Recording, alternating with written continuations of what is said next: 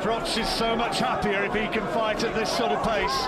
He's in his sort of comfort zone now. This is the pace at which Froch likes to fight, and Pascal has got to raise it if he's going to win this title. Absolutely. Froch just walking around the ring now, getting his second wind, just popping the jab. Pascal doing nothing more than just following him, which I must say is very disappointing from my perspective. You know, Pascal is away from home. Pascal takes another solid left hand. Tried to detonate the big right hand, and another one, but Froch sees it coming and just slips inside.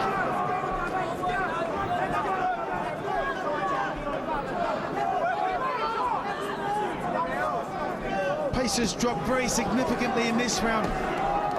Froch just content just to win the round on the jab if he can, without exerting too much energy, trying to save it for the home stretch. Pascal having another fairly quiet round here. He's looking a bit disorganised in that, for my way of looking at it. At the end of the round, we're going to hear from former world featherweight champion Barry McGuigan and see what his reading of it is.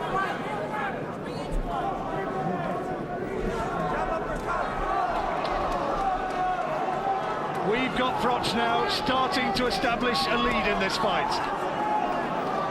I don't think that Pascal has clearly taken a round.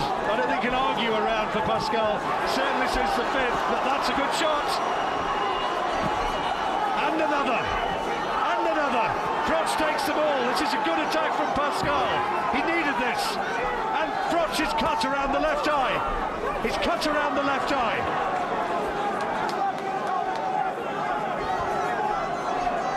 So it's going to be important for the corner. And Pascal has gained extra confidence from this. Almost down in the closing seconds. Now let's see what the damage is to that left eye of Carl Froch. They're going to have to work away to that. It's not on the eyebrow. It looks as though it might be the eyelid. So I'm getting right in there. Carl, listen to me now. It's only a scratch, but you don't want to be getting it on that, all right, okay? You give him a bit of something to stay in there. If you stand up tall swinging at him, he's going to hit your back, you know that. Just keep boxing. This is how it happened. Jab, all right? Shut your eye. Keep boxing his head off with a jab. Do you understand? We think. Keep boxing his head off with a jab. It was a well, he's blinking there. That was where the cut was. It may have been that slashing left hook that did it. Maybe the right. How we doing? How we doing? But certainly at the end of that exchange, that was the damage. Stay on the side, that's not going in your eye. That's not going in your eye. Corners, 10 seconds.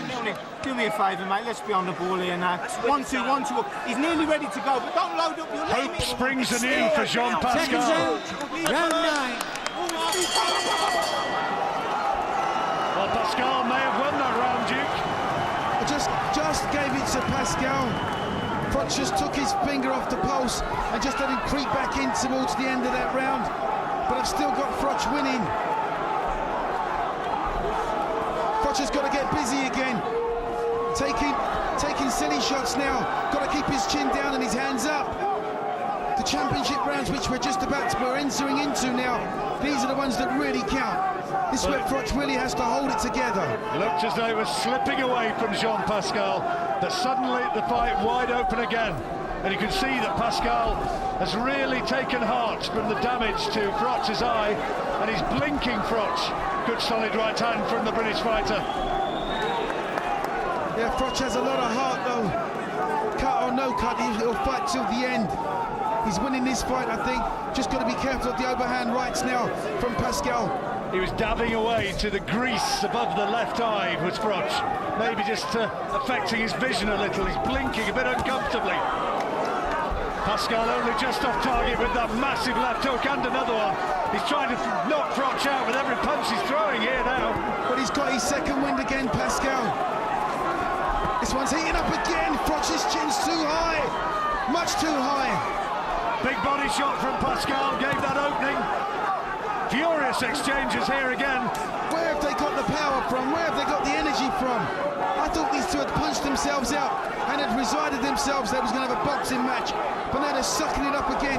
Got their second win and they're trading the hard blows.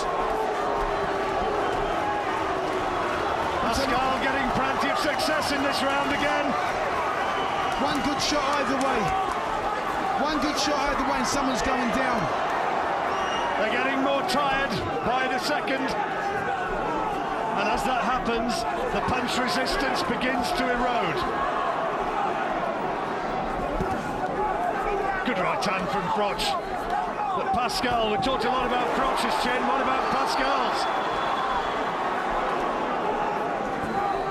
Both boxers tired.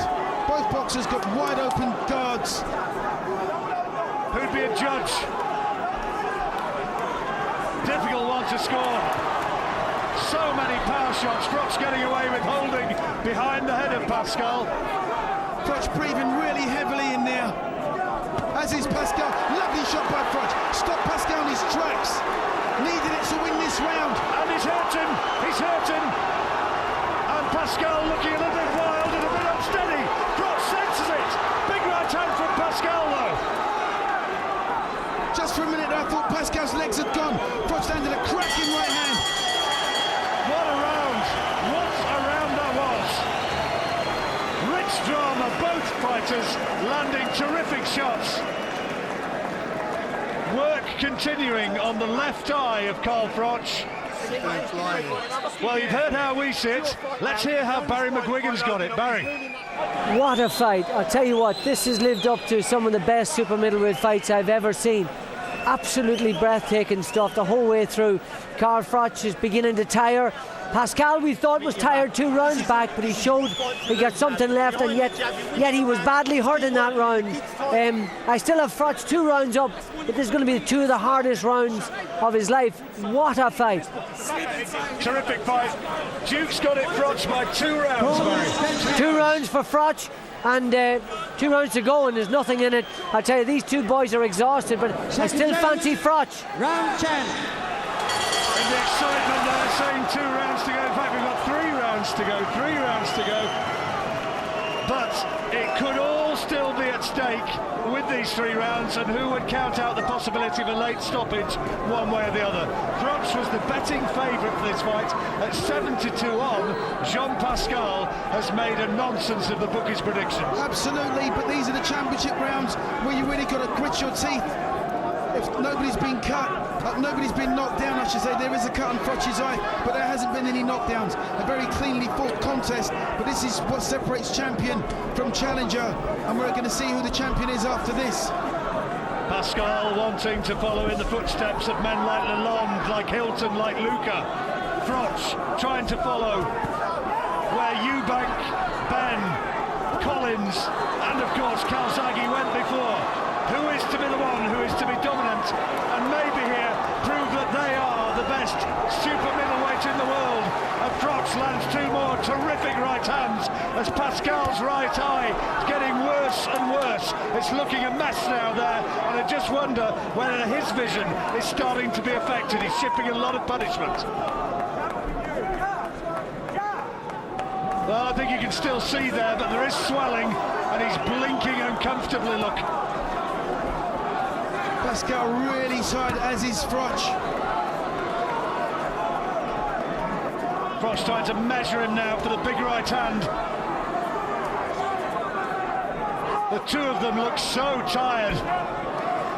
All those runs, all those hours in the gym, this is what it's all for. Sure, the training camp gives you mental strength also. Both boxers are absolutely on their game. Froch, for me, though, just doing a slightly better work in this round. Well, he's being told by the referee, pull his shorts up. The Froch fans don't like it. We saw one of Carl's brothers there getting very angry at ringside at that pause. The 2 of them are helping Froch do up his new house. Sure, thoughts about that a long, long way away at this very moment.